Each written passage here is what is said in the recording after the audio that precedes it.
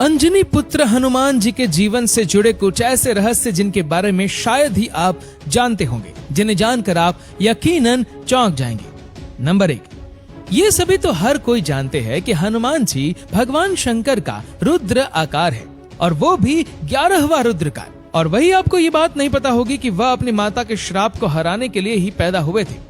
माता अंजनी को एक श्राप मिला था जिसमें वर्णन था कि माता अंजनी किसी भी पुत्र को या पुत्री को जन्म नहीं दे पाएंगी, लेकिन माता अंजनी ने भगवान शिव शंकर को घोर तपस्या के कार्य में प्रसन्न किया, जिसकी वजह से 11वें रुद्र अवतार के रूप में भगवान शंकर ने माता अंजनी की कोख से जन्म लिया।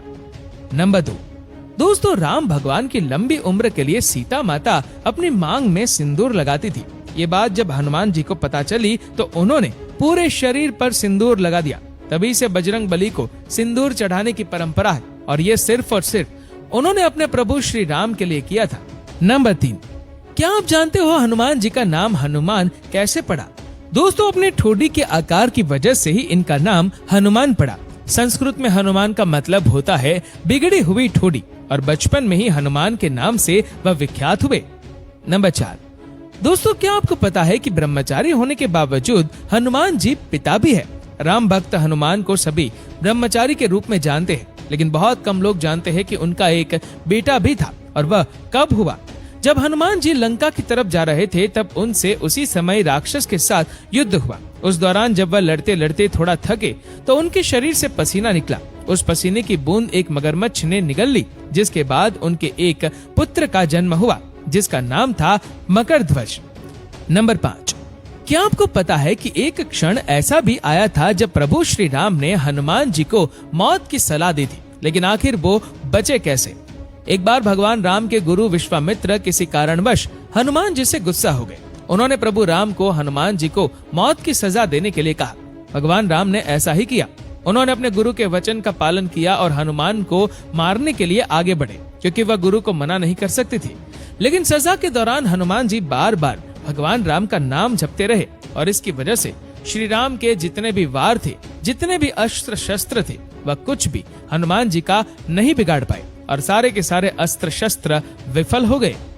नंबर 6, दोस्तों, लंका कांड शुरू होते ही हनुमान जी ने हिमालय जाकर वहां के पहाड़ों पर अपने नाखूनों से सबसे पहले रामायण लिखी थी।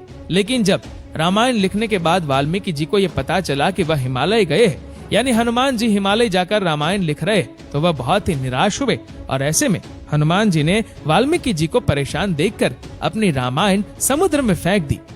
नंबर 7, दोस्तों, आपको महाभारत का वो किस्सा तो याद होगा जब भीम ने एक वानर के साथ युद्ध किया, और बाद में पता चला कि वो वानर कोई और नहीं बल्कि हनुमान जी है। लेकिन आपको एक बात बता दे कि पवन पुत्र हनुमान के भाई कोई और नहीं बल्कि भीम ही थे।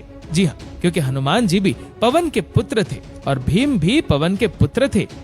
नंबर 8, दोस्तों, आप एक क्षण तो जानते ही होंगे जब प्रभु श्री राम जी को अपना देह त्यागना था, और वह जानते थे कि हनुमान जी को इस बारे में पता चला तो वह तबाही मचा देंगे। प्रभु राम जी भी जानते थे कि उनकी मृत्यु को हनुमान जी स्वीकार नहीं कर पाएंगे, और इस कारणवश कहीं वह धरती पर उथल पुथल न मचा दे।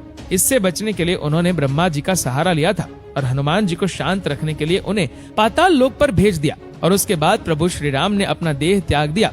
वे ये भी जानते थे कि अगर ये बात उनके सबसे बड़े भक्त यानी हनुमान जी को पता चली तो उस समय धरती पर संकट आना तय था।